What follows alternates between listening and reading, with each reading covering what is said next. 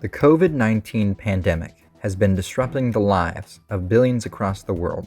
Yet how refugees and immigrants are coping with the situation has been grimly reported. Weave Tales has partnered with Florida Immigration Coalition and We Are America to find out how these communities are dealing with the epidemic through the voice of their leaders and to discuss what needs to be done for now to better protect their lives. Today we are interviewing Ahmed. Ahmed was working towards a doctorate in quantum physics at the University of Cairo, where he also taught until he was forced to flee Egypt for his safety in 2015.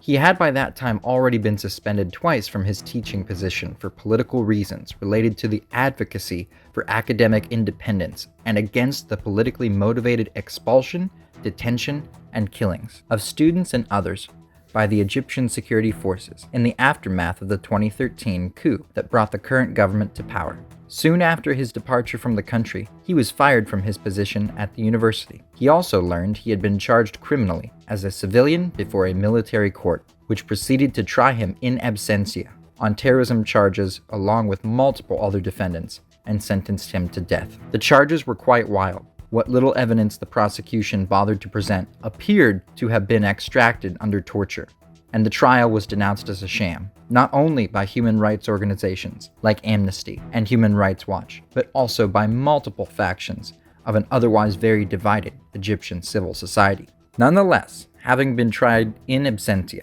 a process that gave him no right to counsel at trial, Ahmed had and has no way of appealing this verdict without returning to Egypt. Ahmed was in the United States when this verdict was finalized, and when it became also clear that Qatar University, where he had been teaching since leaving Egypt, would not renew his contract due to his refusal to stop speaking about what was going on in Egypt. He therefore applied for asylum in the United States. My name is Ahmed Abdel-Basit. I am 35 years old.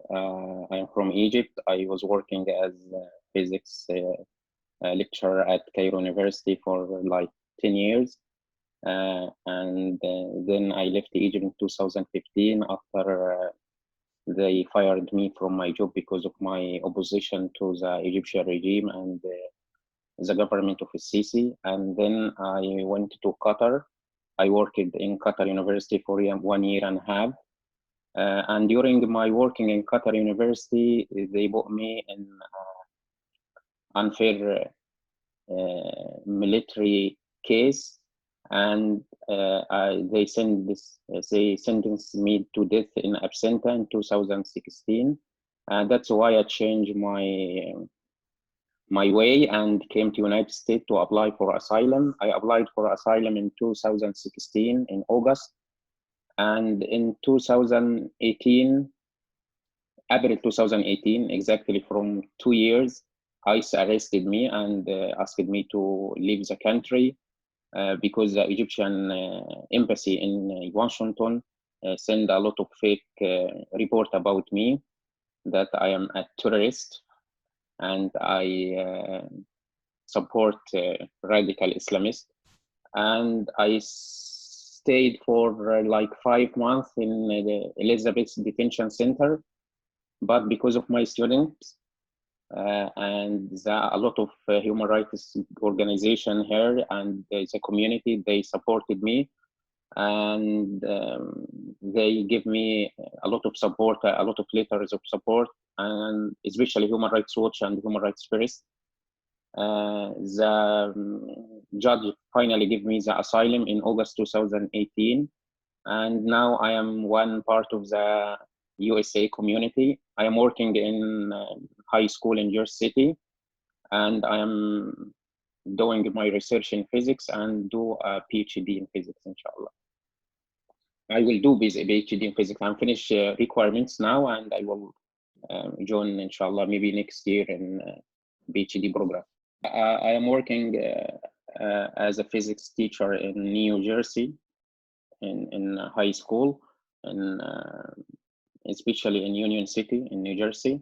And unfortunately, today I know that one of my students got a positive test for the corona, and one of my coworkers, one teacher with us, also got a positive test.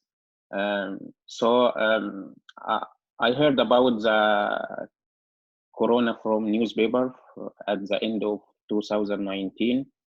And because of it started in China, at the beginning I read the newspaper and I read a lot of news about the epidemic and don't give big interest at the beginning. But once the cases start in United States, we start to do a lot of caution during our school, and finally we got order to close the school, and then all the country closed. So during these steps, I learned many things, starting from take care of the social distance between people, even if we don't have epidemic case, and teach the student to take care of their health, take care of the way they dealing with the others, especially for the private stuff for each one, and to make a checkup for your health every period of time, and to try to read about the health cases and the epidemic around the world, to be aware by everything around you. You know, New Jersey is state number 2 after New York for the number of cases, and we have everything closed, and all the schools are closed. And if you need to get something from Walmart or DJs or wherever, you have to stay away. If you see yesterday a lot of photos from Walmart, New Jersey, the line is like 1 mile outside the Walmart, and between the first one and second one, or between each two persons, is like 2 or 3 meters.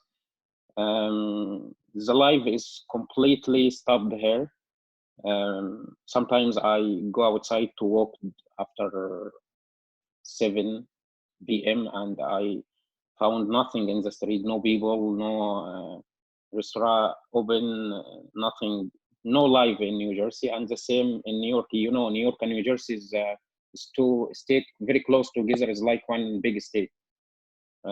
So we are trying to deal with this, especially Ramadan is coming, and we try to do our prayers in Ramadan, but all mosques are closed now, and we hope the epidemic finish before Ramadan start, because you know, we as Muslim need to participate and feel the soul of Ramadan and the Islamic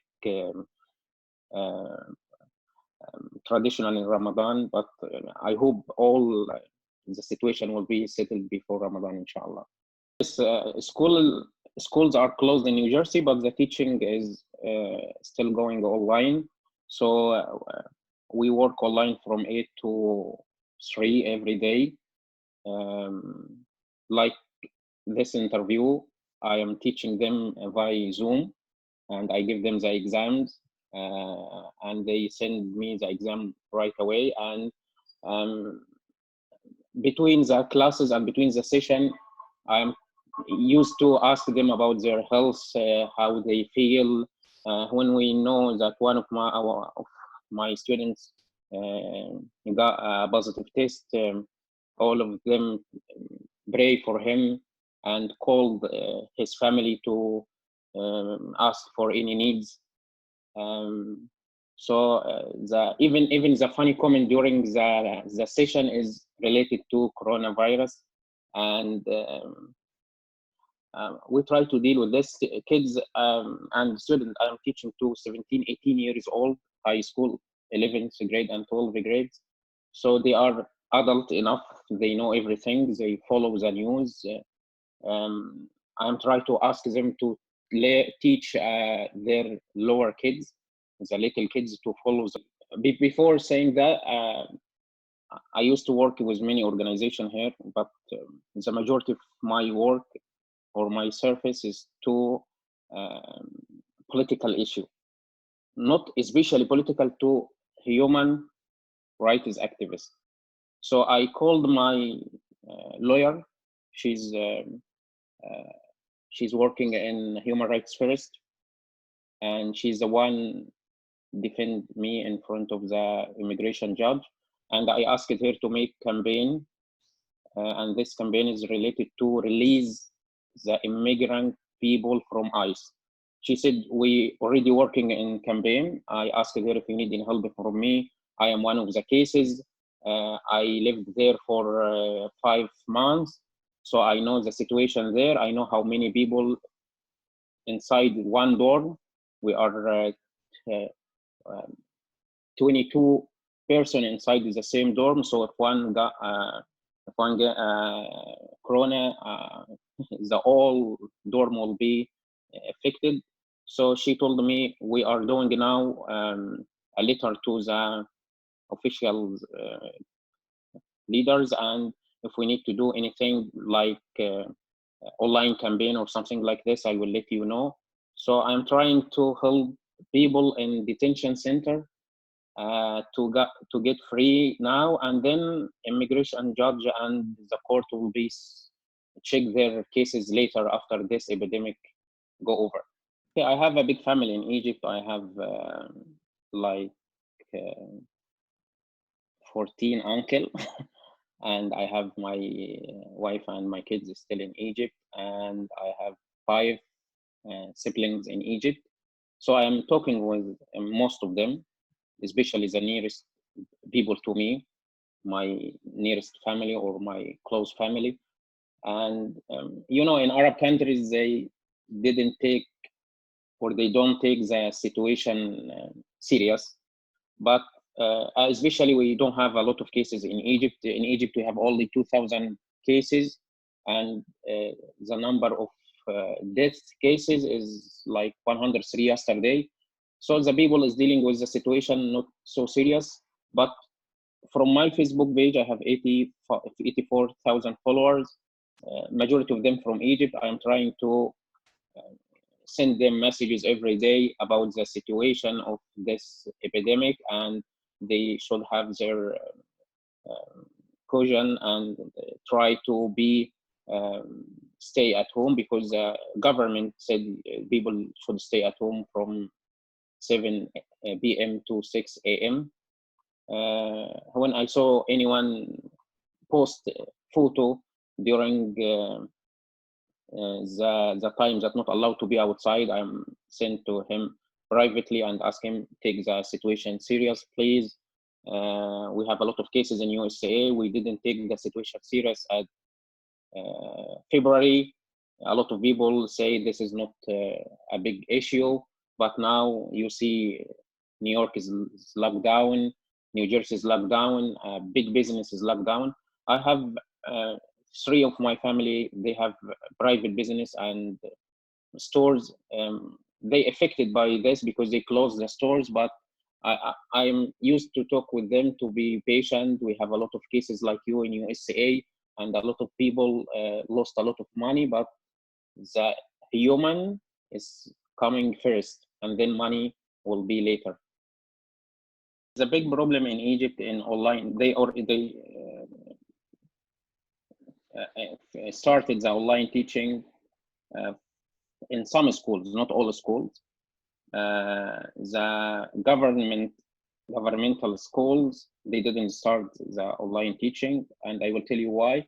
But some of the private and international school, they don't the online teaching. For governmental school, they send them like email, and they ask them to do something during the whole week, and a student will go to, or the parent will go to the school and submit the work for the, or the report for the admin of the school. And the big problem is a lot of people and a lot of family in Egypt, they don't have internet connection, and they do not have laptop. And some of them, they have internet connection and have laptop, but the internet connection is very, very bad. And I saw a lot of comment on Facebook, students at universities online teaching, under online teaching now. The student takes screenshot from the teacher, he start to talk and start to explain something, and the internet start to be very bad, and the screen is freezing, and they didn't hear from the teacher. So the infrastructure in Egypt is very bad related to the internet wire and internet connections. That's why the government school, which have the majority of the student in Egypt, like 20 millions or more. You know, Egypt is 104 million. They only ask for something report, and at the end of the month, they have to send the report to the school. I hope after this epidemic finished, they take care of the infrastructure related to the internet, and they deal with the poor students, that more than 20 millions, with the way that international schools and very rich schools deal with their students. I found another campaign of people saying if you find one finish his job or the job closed because of the epidemic, we are here to give him or the family some money to bring their stuff during these days, especially Ramadan is coming and family need a lot of stuff during Ramadan. We did a big campaign with the human rights organization all over the world in UK, especially in UK and United States, to release detainee in Egypt. We have 70,000 detainee in Egypt in very, very bad situation. So we are trying to make press release. We are trying to make report from already Human Rights Watch did many reports about Egypt and Amnesty International, and we helped them with a lot of cases, a lot of cases in the jail with a very bad health situations, and we are trying to get them free, especially the old people from them, and especially those who have a very bad health situation. And another campaign we did in Egypt, we have more than 1,000 doctors in jail. So the doctor from the jail make like a letter to get us free and get us outside, and we gonna help in this in the hospitals and on the places where the epidemic is spreaded or are spreaded. So we deliver this message and we spread this message to all the newspaper and organization, and we hope the Egyptian government take this in their account or in consideration. So let us see. I would like to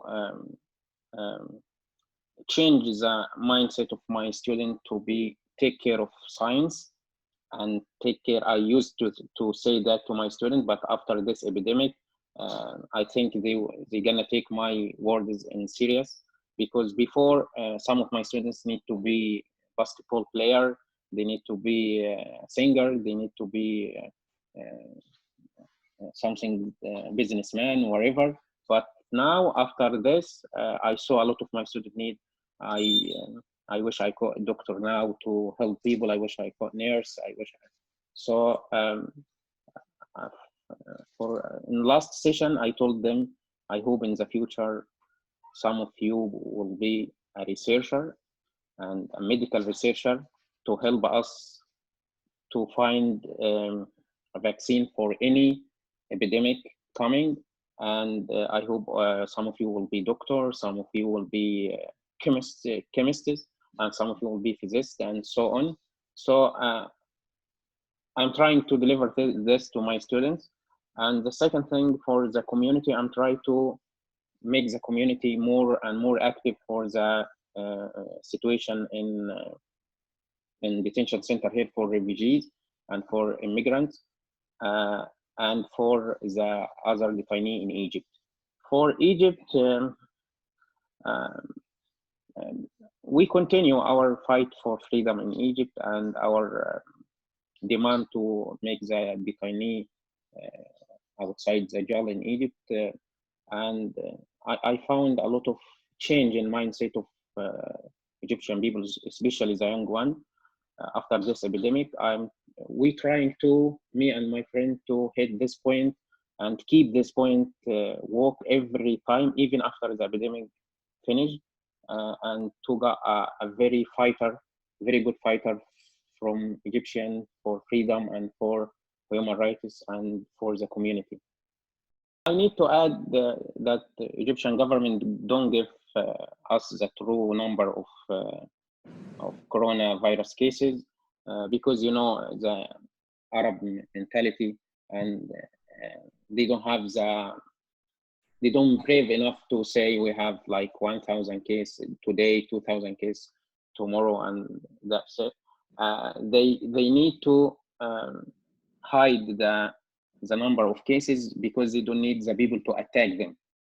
And another thing I need from the Egyptian people, of anyone from their beloved died because of coronavirus, they have to say, because I know a lot of people died in Egypt and the family didn't say the true reason of death, because they need to take him to the grave and pray for him, and they thought this thing is a shame.